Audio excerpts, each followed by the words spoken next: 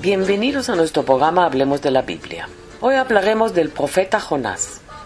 Era hijo de Amitai o Amatí y vivió en tiempo de Jeroboam II, hacia el siglo VIII, siendo reconocido como el profeta que anunció la victoria sobre los asirios, según leemos en el capítulo 14 del segundo libro de los Reyes.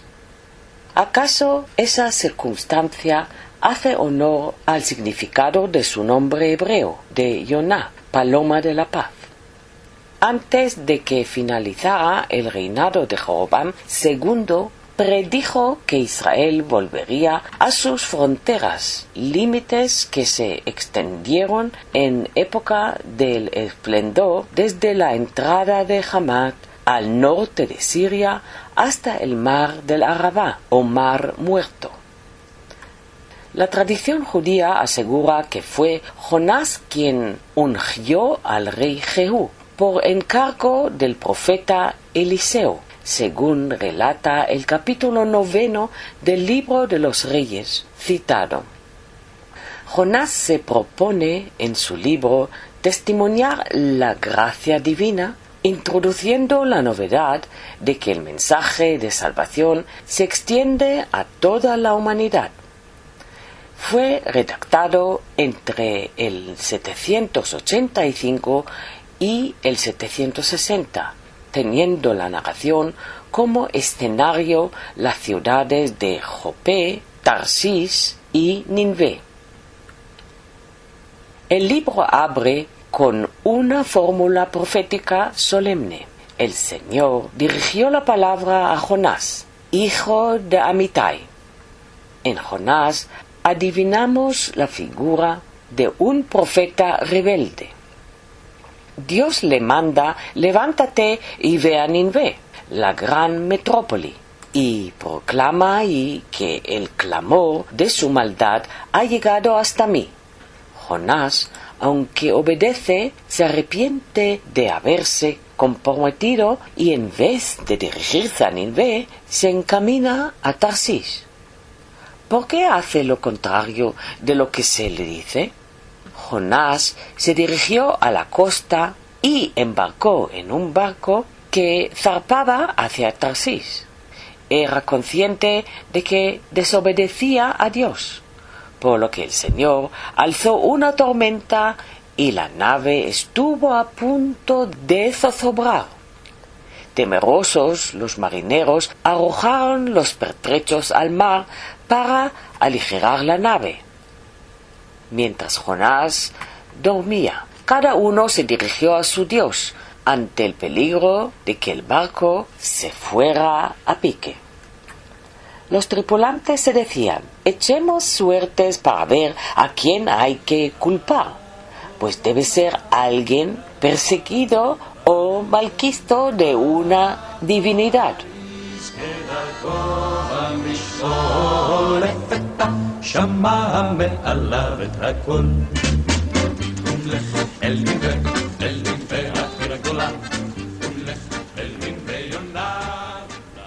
Despertó Jonás y dijo: soy hebreo y adoro al Señor Dios del cielo, del mar y de la tierra.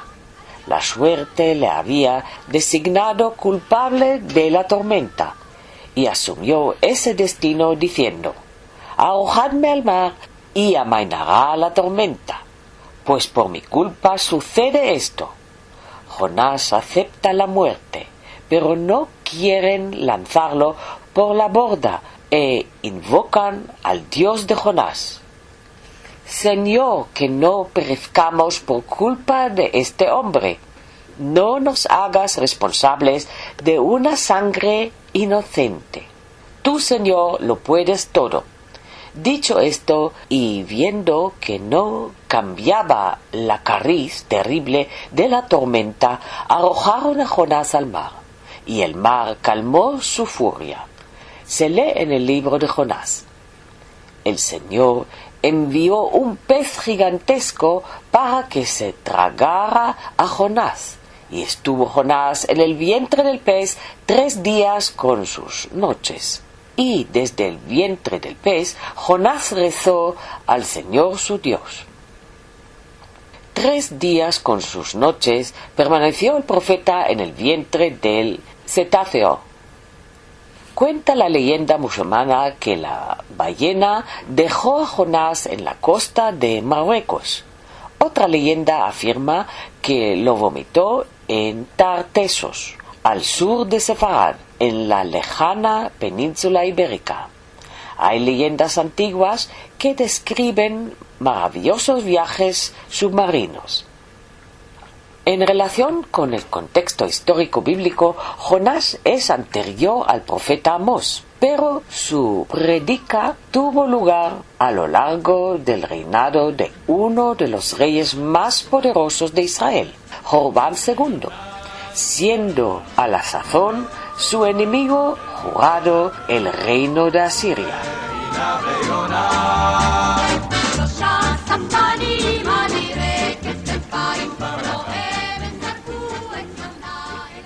El libro consta de 4 capítulos, en lo que más que la materia profética se muestra una serie de relatos escritos en tercera persona, contando cierto viaje comprometido a Nínive, narrando a su vez las aventuras que en él tuvo.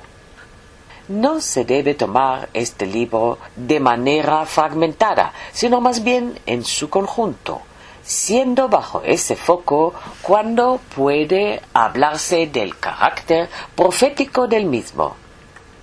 En aquel dramático viaje a la ciudad babilonia anunció la salvación al mundo, ya que su concepción acerca de la naturaleza del reino de Dios tiene carácter universalista. En lo que se refiere a su personalidad, la lección o mensaje de su actuación vital estriba en que es oficiado por Dios más que por sus virtudes, por sus hierros. Su menester profético es llevado a cabo cuando secamente anuncia y repite la destrucción de Nínive, sin ofrecer ni plantear una llamada a la conversión. En cuanto a su misión, empieza con una desobediencia. Es lógico que su conducta no sea propuesta como digna de ser imitada, siendo únicamente encomiable e imitable la sinceridad y prontitud con que se reconoce pecador y la fe en su plegaria. Texto hermoso, lleno de humildad y confianza en el Señor, como leemos en el capítulo 2. Jonás se dirigió a su Dios desde el vientre del pez y exclamó: «Invoqué en mi angustia al Señor, y Él me oyó. Desde el seno del Seol te llamo, oh Dios mío, y mi voz oíste. Me echaste a la cima de los mares, y me rodeó la corriente. Todas las olas pasaron sobre mí, y dije en aquel trance: desechado soy de delante de tus ojos, mas aún veré tu santo templo. Las aguas me rodearon hasta el alma, me circundó el abismo, el alga se enredó en mi cabeza. La tierra echó sus cerrojos sobre mí. Oh Dios mío, pero tú sacaste mi vida de la sepultura. Cuando mi alma desfallecía, me acordé de ti, mi Dios. Llegó hasta ti mi oración en tu santo templo. Los que van tras la vanidad abandonan la misericordia divina. Mas con voz de alabanza te ofreceré sacrificios, Señor, pagaré lo prometido. La salvación viene del Señor, y Dios mandó al pez, y el pez vomitó a Jonás sobre tierra. Gracias.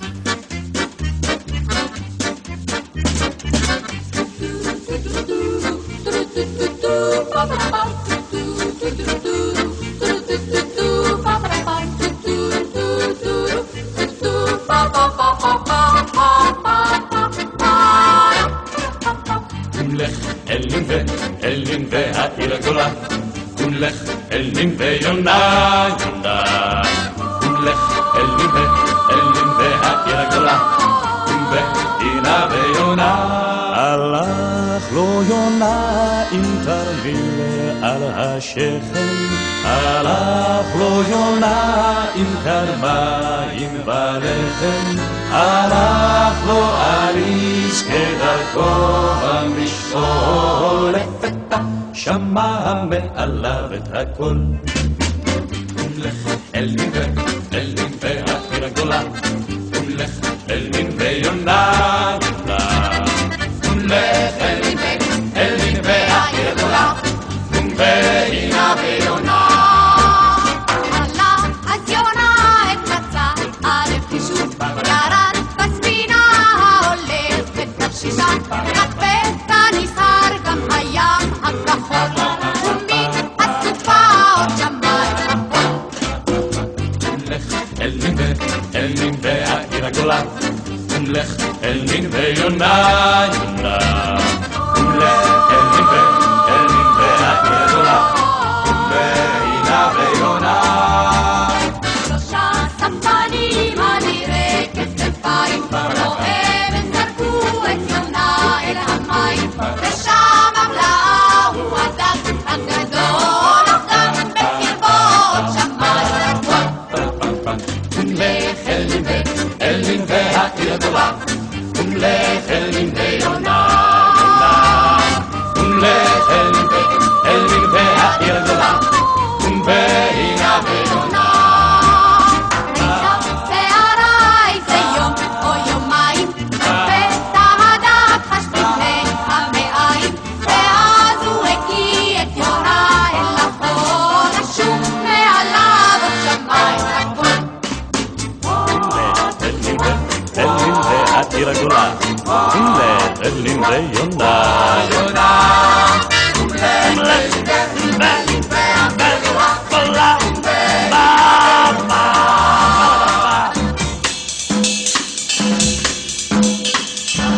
אז יונה אל נינווה והודיע, העיר תחרב. על זה לא השפיע, ואז הוא אמר, אינני נביא, זה לא בשבילי. לא, זה לא בשבילי.